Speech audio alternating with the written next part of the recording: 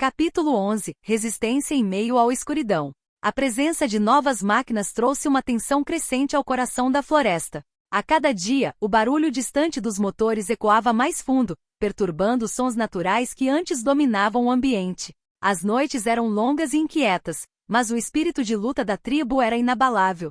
Cada movimento da empresa era monitorado com cuidado, e a aldeia continuava a criar formas de atrasar o avanço dos trabalhadores. Na manhã seguinte, Domingos trouxe uma notícia preocupante.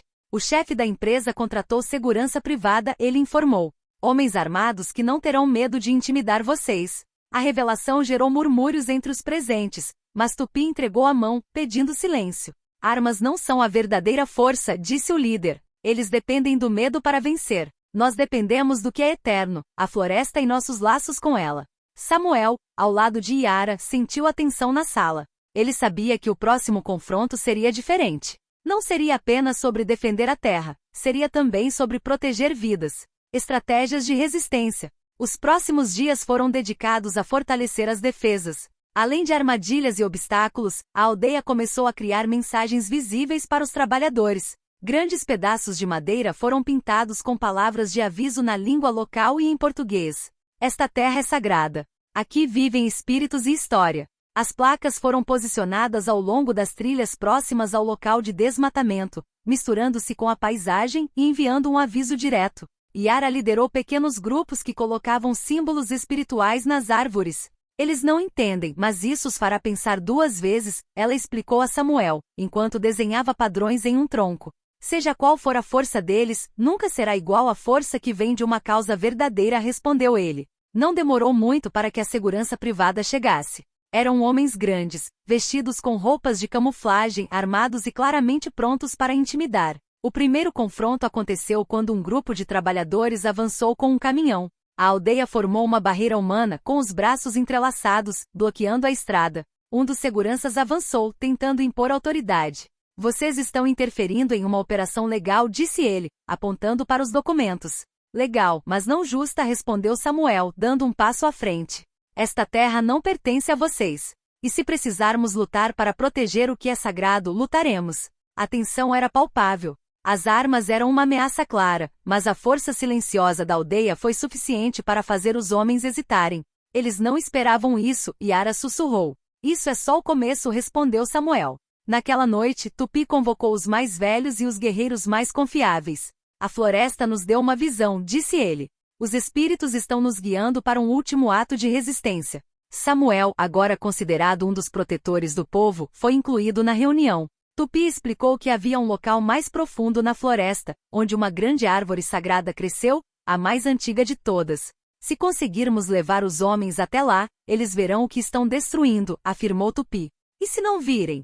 Samuel perguntou. Então será lá que faremos nosso último esforço, respondeu Yara, seus olhos brilhando com determinação. Enquanto os preparativos continuavam, a aldeia sentia a força coletiva crescer. Samuel e Yara passaram momentos de calma juntos, esperando, mas também sonhando com o futuro. Você se arrependeu de ter escolhido isso?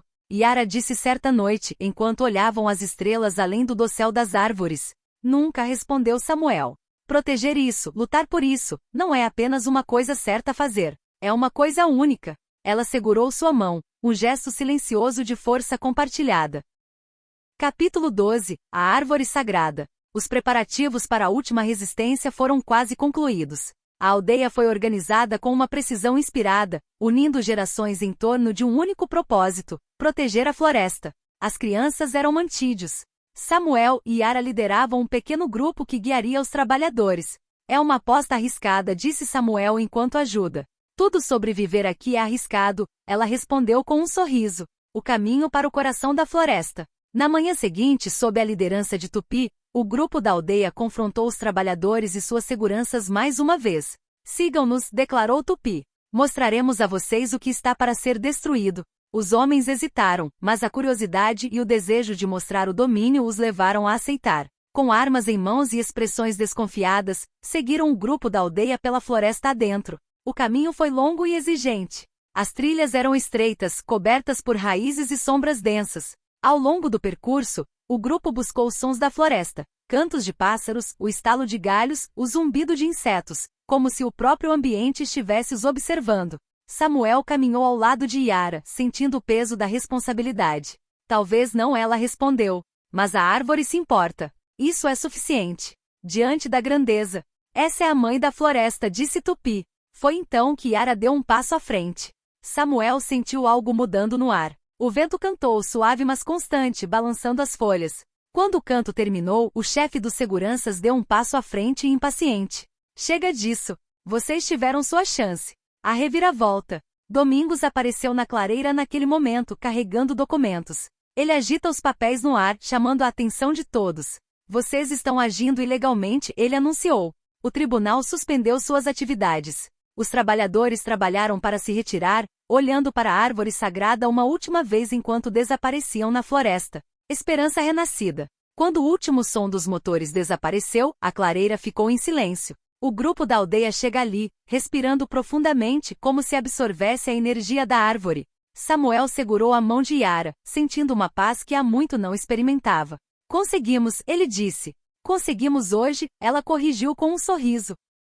Capítulo 13. O novo amanhecer. Com a retirada dos trabalhadores e a suspensão das atividades de exploração, a aldeia respirou aliviada, mas o peso da batalha ainda pairava sobre eles. Os homens de negócios e os poderosos talvez tivessem recuado, mas Samuel sabia que a luta pela floresta estava longe de ser vencida. A vitória naquele dia foi apenas uma pausa, uma chance para recomeçar, para buscar novas formas de proteger o que era vital. Yara observava a árvore sagrada, sua imagem refletida em seus olhos. Algo ali era maior que a simples vitória. Ela sentia uma ligação profunda com aquele ser antigo, como se o espírito da floresta estivesse agradecendo pela resistência e pelo cuidado. O retorno à aldeia foi marcado por um sentimento misto de vitória e responsabilidade. O povo comemorou, mas os anciãos sabiam que a verdadeira vitória não estava apenas na proteção da floresta, mas na preservação da cultura, da linguagem e das tradições. A união das culturas.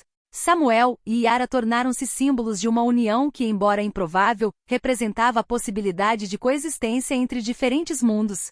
A história de seu amor transcendeu as barreiras do tempo e do espaço, tocando os corações tanto dos brancos quanto dos indígenas. O dia após o confronto, o sol parecia brilhar com mais intensidade sobre a aldeia. A presença de Domingos, o advogado, foi crucial. Ele continuou a apoiar a causa, ajudando a comunidade a garantir sua terra com documentos legais, criando uma rede de proteção para a floresta e seus habitantes.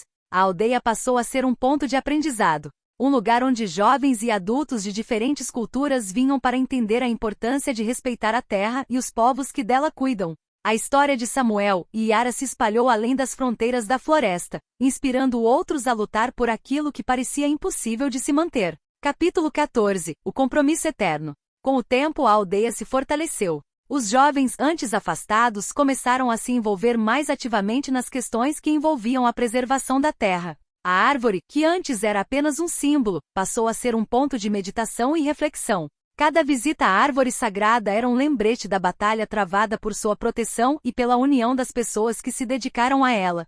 Samuel e Yara, embora conscientes de que o futuro ainda traria desafios, viviam com um novo propósito. Eles haviam testemunhado a força do amor e da resistência, e a força das raízes que conectavam as diferentes formas de vida naquele mundo. Eles sabiam que a luta pela terra e pela preservação da cultura nunca terminaria, mas estavam prontos para o que viesse. Num fim de tarde, enquanto caminhavam pela floresta agora mais silenciosa e reverente, Samuel pegou a mão de Yara e com um sorriso tranquilo disse: "Este é o nosso lar. Não importa o que o futuro traga, sempre estaremos juntos na luta."